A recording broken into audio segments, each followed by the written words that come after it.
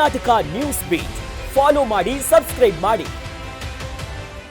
ವಾಹನ ದಟ್ಟಣೆ ಹಾಗೂ ವಾಯು ಮಾಲಿನ್ಯಕ್ಕೆ ಬ್ರೇಕ್ ಹಾಕೋಕೆ ಜಿಬಿಎ 1 ಕಿಲೋಮೀಟರ್ ಚಾಲೆಂಜ್ ಎನ್ನುವ ಪರಿಸರ ಸ್ನೇಹಿ ಅಭಿಯಾನಕ್ಕೆ ಚಾಲನೆಯನ್ನ ನೀಡಿದೆ.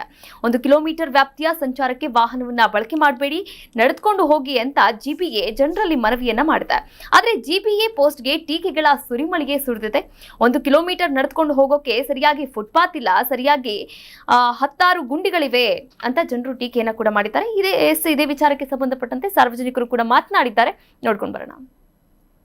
ಕೆಲವು ಜನ ಫುಟ್ಪಾಟೇ ಇರೋದಿಲ್ಲ. ಈ ಫುಟ್ಪಾಟ್ನಲ್ಲಿ ಅಂಗಡಿಗಳು ಹಾಕಿರ್ತಾರೆ. ಅದಕ್ಕೆಲ್ಲ ಸ್ವಲ್ಪ ನೋಡಿ ಯತ್ನ ಮಾಡಿ ಫುಟ್ಪಾಟ್ನಲ್ಲಿ ಅಂಗಡಿ ಹಾಕೋರಿಗೆ ಅಂಗಡಿ ಹಾಕಿರ್ತಾರೆ. ಚಿಕ್ಕದು ಇದೆ, ಹೊಸ ಬಿಸಾಕಿಲ್ಲ, ಅದೆಲ್ಲ ತೊಂದರೆ ಇದೆ. ಇದು ಸರ್ಕಾರಕ್ಕೆ ನಮ್ಗೆ ಜಿಬಿಯು ಆರಾಮ 1 ಕಿಲೋಮೀಟರ್ವರೆಗೂ ಟ್ರಾಫಿಕ್ನಲ್ಲೂ ಹಿಡ್ಕೊಂಡು ಓಡಾಡ್ಬೋದು ಚಾಲೆಂಜ್ ಕೊಟ್ಟಿದ್ದಾರೆ. ಕೆಲವು ಜಾಗ ಕೊಟ್ಟಿದ್ರೆ ಚೆನ್ನಾಗಿದೆ, ಕೆಲವು ಜಾಗ ಇಲ್ಲ. ಅದು ಸ್ವಲ್ಪ ಯತ್ನ ಮಾಡ್ಕೊಂಡ್ರೆ ಮಾಡ್ಕೊಂಡು ಕೆಲವು ಜಾಗ ಇಲ್ಲ. ನೋಡಿ, ಕೆಲವು ಜಾಗ ಚೆನ್ನಾಗಿ ಮಾಡಿದ್ದಾರೆ, ಇಲ್ಲ ಅಂತ ಹೇಳೋದು ಮಾಡಿದ್ದಾರೆ. ಸರ್, ನೀವು ಕೂಡ ಕೇಳಿಸ್ಕೊಂಡ್ರಿ ನೋಡಿ, ಕೆಲವು ಕಡೆ ರಸ್ತೆಯಲ್ಲಿ ಫುಟ್ಪಾತೇ ಇರಲ್ಲ. ಫುಟ್ಪಾತ್ ಇದ್ರೂ ಕೂಡ ಚಿಕ್ಕ ಪುಟ್ಟ ಅಂಗಡಿಗಳು ಹಾಕೊಂಡಿರ್ತಾರೆ. ಇನ್ನೆಲ್ಲಿ ವಾಕ್ ಮಾಡ್ಕೊಂಡು ಹೋಗೋಕ್ಕಾಗುತ್ತೆ? ಒಂದು ಅಸಂಬದ್ಧ ಚಾಲೆಂಜ್ ಹಾಕಿದ್ದಾರೆ. ಅಂದರೆ ಇವ್ರದೆಲ್ಲ ಬಾಲಿಶನೇ. ಇವ್ರು ಯಾವುದೋ ಈ ಡ್ರೋನ್ ಸಮೀಕ್ಷೆ ಅಂತೆ, ಇನ್ನೊಂದಂತೆ, ನಾಯಿ ಹಿಡಿಯೋದಕ್ಕೆ ಶಿಕ್ಷಕರು ನೇಮಿಸೋದಂತೆ. ಈ ಜಿಬಿಎ ಅವರು ಮತ್ತು ಈ ಕೆಲವೊಂದಷ್ಟು ಅಧಿಕಾರಿಗಳು ಇವರು ಏನು ಈಗ ಆಡಳಿತದಲ್ಲಿ ಕೂತ್ಕೊಂಡಿದ್ದಾವಲ್ಲ, ಈಗ ಅರ್ಧ ತಲೆ ಇರೋರು, ಪೂರ್ತಿ ಇಲ್ಲ ಇವರಿಗೆ, ಮೆದುಳಿಲ್ದೇ ಇರೋರು ಬಂದು ಈ ರೀತಿ ತಗೊಂಬಂದ್ಬಿಡ್ತಾರೆ. ಫುಟ್ಪಾತ್ ಇವ್ರು ರೋಡ್ ಮುಚ್ಚೋದಕ್ಕೆ ಲಕ್ಷಾಂತರ ರೂಪಾಯಿ ಹಾಕೊಂಡು ಕೂತ್ಕೊಂಡಿದ್ರು. ಈಗ ಒಂದು ಗುಂಡಿ ಮುಚ್ಚೋದಕ್ಕೆ ಲಕ್ಷ ರೂಪಾಯಿ ಚಾರ್ಜ್ ಮಾಡಿರೋದನ್ನೆಲ್ಲ ನೋಡಿದ್ವಿ. ದರಿದ್ರ ವ್ಯವಸ್ಥೆ ಅಡಿ ಕೂತ್ಕೊಂಡಿರುವಂಥ ಈ ಜಿಬಿಎ ಸಂಬಂಧಪಟ್ಟಂಗೆ ಇವ್ರಿಗೆ ಸಾಥ್ ಕೊಡುವಂಥ ಅಧಿಕಾರಿಗಳು ಮತ್ತು ಸ್ಥಳೀಯ ಶಾಸಕರುಗಳ ಆದಿಯಾಗಿ ಇವ್ರನ್ನ ಸೇರಿಸ್ಕೊಂಡು ಏನು ಮಾಡಿದ್ದಾರೆ, ಸಿಬ್ಬಂದಿಗಳೆಲ್ಲ ಸೇರಿಕೊಂಡು ಇದು ಯಾವುದೋ ಒಂದು ದಡ್ರಿಗೆ ಒಂದು ಕೊಟ್ಟಿದ್ದಾರೆ. ಅಂದರೆ ಇವ್ರಿಗೆ ಚಿಮ್ಮಾರಿ ಹಾಕ್ಸ್ಕೊಳ್ಳೋಕೆ ಇನ್ನೊಂದು ಸೂಚನೆ ಕೊಟ್ಟಂಗಿದ್ದಾರೆ ಯಾರು. ಇದನ್ನು ಬಿಡಿ ಸರ್, ಇದನ್ನು ತಗೊಳ್ಳಿ, ನೀವು ಹೇಳ್ತೀನಿ, ನೀವು ಊಹಿಸ್ಕೊಳ್ಳೋಕೆ ಇದೊಂದು ಒಳ್ಳೆ ಮಾರ್ಗೋಪಾಯ ನಿಮಗೆ ಅಂತ ಬಿಟ್ಟು ಕೊಟ್ಟಂಗಿದ್ದಾರೆ. ಅಸಂಬದ್ಧ ಚಾಲೆಂಜ್ ಅಲ್ವಾ ಇದು? ಸುತ್ತಮುತ್ತಲು ಫುಟ್ಪಾತಲ್ಲಿ ಅಷ್ಟುಗಳು ಸರಿ ಇಲ್ಲದೆ ಇರುವಂಥ ಫುಟ್ಪಾತ್ ಮೇಲ್ಗಡೆ ನೀವು ಚಾಲೆಂಜ್ ಹಾಕ್ಕೊಂಡು ಕೂತ್ಕೋತೀರಿ.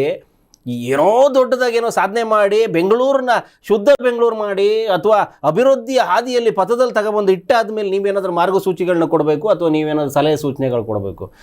ದರಿದ್ರವಾಗಿಸ್ಕೊಂಡು ಬೆಂಗಳೂರನ್ನ ಹೆಂಗೆ ಇಟ್ಟಿದ್ದೀರಿ ಅಂತಂದರೆ, ಈಗ ಜಗತ್ತಿನಲ್ಲಿ ಈ ರೀತಿಯ ಎಲ್ಲ ವ್ಯವಸ್ಥೆಗಳಿದ್ದು ಕೂಡ ಅವ್ಯವಸ್ಥಿತವಾಗಿರುವಂಥ ನಗರ ಅಂತ ಅನ್ಸ್ಕೊಳ್ತಾ ಇರೋದು ಬೆಂಗಳೂರು. ಎಲ್ಲವೂ ಇದೆ ಇಲ್ಲಿ, ಆದರೆ ಏನೂ ಮಾಡೋಕ್ಕಾಗ್ತಾಯಿಲ್ಲ.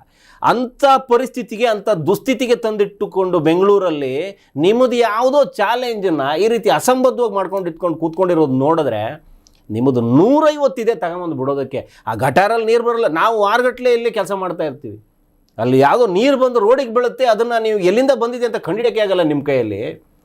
ಆ ಜಿಬಿಎ ಅನ್ನುವಂಥದ್ದೇನಿದೆ, ಇದೊಂಥರ ಗಾರ್ಬೇಜ್ ಸಿಟಿ ಥರ ಮಾಡ್ಕೊಂಡ್ಬಿಟ್ಟಿದ್ದಾವೆ. ನಡ್ಕೊಂಡು ಹೋಗೋದಿರಲಿ, ಅವ್ರು ಗ್ಲಾಸಲ್ಲಿ ಪಾಪ ಎಷ್ಟೋ ಜನ ಕಾರಲ್ಲಿ ಹೋಗೋದೇ ಮೋಸ್ಟ್ಲಿ ಗ್ಲಾಸ್ ಹಾಕ್ಕೊಂಡು ವಾಸನೆ ತಡೆಯೋಕ್ಕಾಗಲ್ಲ ಅಂತನೇನೋ ಇರ್ಬೋದು. ಅಷ್ಟು ದರಿದ್ರವಾಗಿ ಸ್ಮೆಲ್ ಬರ್ತಾ ಇರುತ್ತೆ.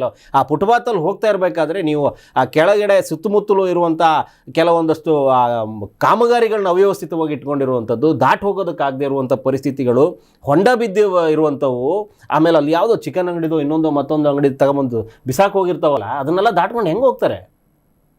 ಕೊರೋನಾ ಆದ ಮೇಲೂ ಕೂಡ ಮಾಸ್ಕ್ ಹಾಕೋತಿದ್ದೀವಿ ಅಂತಂದರೆ ನಿಮ್ಮಂಥ ದರಿದ್ರ ವ್ಯವಸ್ಥೆ ಮಾಡಿ ಇಟ್ಕೊಂಡಿದ್ದೀರಿ ಅಂತ. ಅಂಥ ಪರಿಸ್ಥಿತಿಯಲ್ಲಿ ನಿಮ್ಮ ಚಾಲೆಂಜ್ ಬೇರೆ ಕೇಳು, ಚಾಲೆಂಜು ನಿಮಗೆ ಹಾಕಬೇಕು.